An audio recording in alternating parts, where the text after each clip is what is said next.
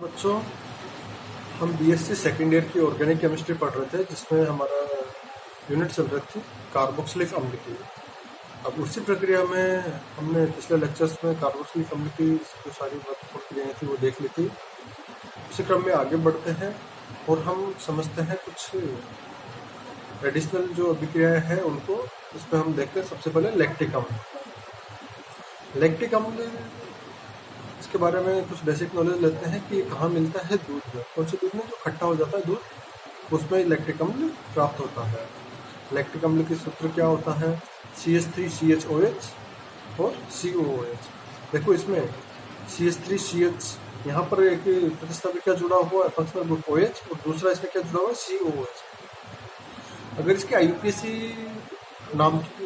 नाम रखें तो इसका नामकरण कैसे करेंगे? सबसे पहले लंबी श्रृंखला का चयन करेंगे, वो कौन सी होगी? ये वाली होगी। इसमें नामकरण करेंगे 1, 2, 3।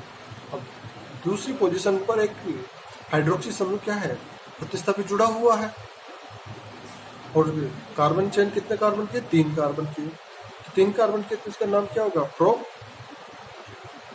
और 2 पे क्या जुड़ा हुआ है? Hydroxy group. तो 2 हाइड्रोक्सी प्रोपेन, और यहाँ पर भी ओइक एसिड जुड़ा हुआ है, तो 2 हाइड्रोक्सी प्रोपेनोइक अम्ल।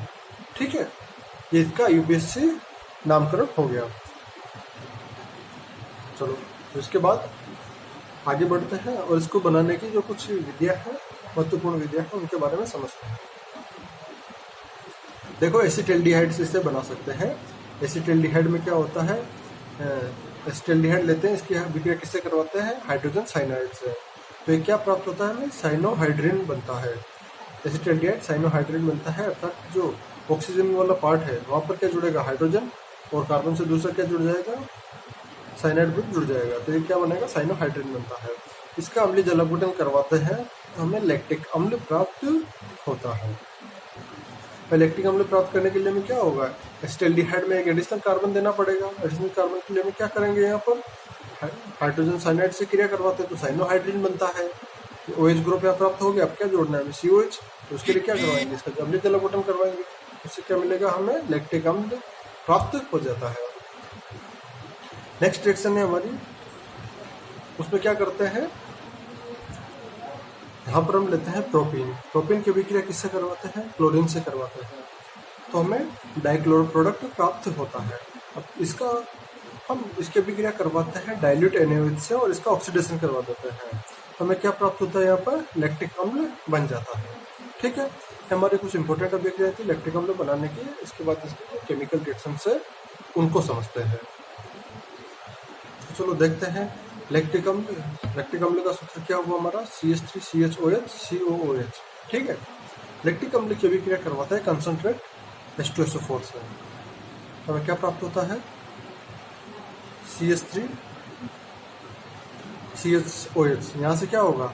इसका तो हाइड्रोजन निकल जाएगा और इसका OH निकलेगा, और ये डबल बॉन्ड बना लेता है, तो CH2 double bond CH bond COOH प्राप्त होता है। ये क्या कहलाता है? एक्रिलिक अम्ल कहलाता है। ठीक है, तो कंसंट्रेट H2SO4 की विशेषता यही है कि ये क्या निकालता है? वाटर मॉलिक्यूल निकालता है। वाटर मॉलिक्यूल कहाँ से निकलेगा? OH यहाँ से निकलेगा, और H निकटवर्ती कार्बन से निकलेगा। तो हमें क्या बनता है? यहाँ पर H2 निकल जाता है, और यहाँ पर क्या बनता है? CH2 डबल बॉन्ड CH, और COH ऐसा रहता है, तो एक्रिलिक अम्ल प्राप्त होता है। अब देखो, लैक्टिक अम्ल की अभिक्रिया करवाते हैं नेक्स्ट रिएक्शन में FeSO4 और H2O2 से, मतलब माइल्ड ऑक्सीडेशन करवाते हैं। इसका माइल्ड ऑक्सीडेशन करवाते हैं तो ये क्या होता है? जो OH ग्रुप है इसका ऑक्सीडेशन हो जाता है, मतलब एल्कोहल का ऑक्सीडेशन किस में हो जाएगा? एल्डिहाइड अथवा कीटोन में, यही होगा ना इसका सबसे पहला ऑक्सीडेशन। तो यहाँ पे क्या प्राप्त होता है इसके ऑक्सीडेशन से? CH3 C double bond O bond COOH, अर्थात क्या प्राप्त हुआ? हमें पाइरुविक अम्ल प्राप्त होता है। ठीक है, तो लैक्टिक अम्ल की अभिक्रिया FeSO4 H2O2 से करवाने पर हमें क्या प्राप्त होता है? पाइरुविक अम्ल बनता है। नेक्स्ट रिएक्शन में समझते हैं, लैक्टिक अम्ल की क्रिया करवाते हैं डाइल्यूट H2SO4 से। तो तनु H2SO4 से लैक्टिक अम्ल की अभिक्रिया करवाई जाती है, तो यहाँ पर ये टूटता है और ये ग्रुप तो बनाता है एल्डिहाइड, एसिटाल्डिहाइड बनाता है, और ये वाला ग्रुप फॉर्मिक एसिड के रूप में निकल जाता है। ठीक है, तो क्या प्राप्त होता है, दो ही उत्पाद प्राप्त होते हैं हमें अलग अलग, एसिटाल्डिहाइड और फॉर्मिक एसिड बनता है। नेक्स्ट रिएक्शन समझते हैं। देखो यहाँ पे समझते हैं, लैक्टिक अम्ल। लैक्टिक अम्ल की अभिक्रिया करवाते हैं आयोडीन के साथ में क्षार की उपस्थिति में, तो हमें क्या प्राप्त होता है, आयोडोफॉर्म बनता है और सोडियम ऑक्सलेट उप उत्पाद के रूप में निकल जाता है।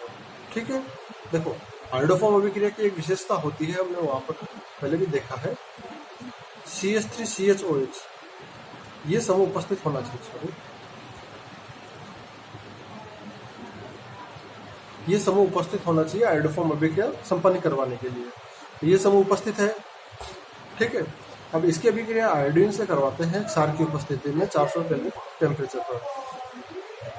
तो हमें क्या प्राप्त होता है, यहाँ पर आयोडोफॉर्म बनता है, CHI3 प्लस सोडियम ऑक्सलेट प्राप्त होता है। तो यहाँ पे आयोडोफॉर्म बनाने की एक अभिक्रिया हो गई हमारे पास में कि ये किस किस से प्राप्त हो सकता है आयोडोफॉर्म, एल्डिहाइड कीटोन की रिएक्शंस थी,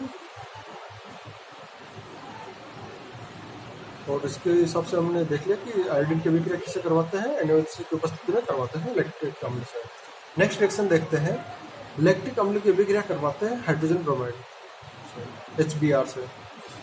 तो यहाँ पे क्या प्राप्त होता है, देखो ये OH ग्रुप है, ये किससे प्रतिस्थापित हो जाता है, ब्रोमाइड से, हाइड्रोक्सी ग्रुप ब्रोमाइड से प्रतिस्थापित हो जाता है, और हमें क्या प्राप्त होता है, ये कार्बन अल्फा हो गया, ये बीटा हो गया, तो ये हाइड्रोक्सी ग्रुप की जगह ब्रोमाइड शिफ्ट हो जाता है, तो अल्फा ब्रोमो प्रोपियोनिक अम्ल ये बनता है, प्लस H2O निकल जाता है।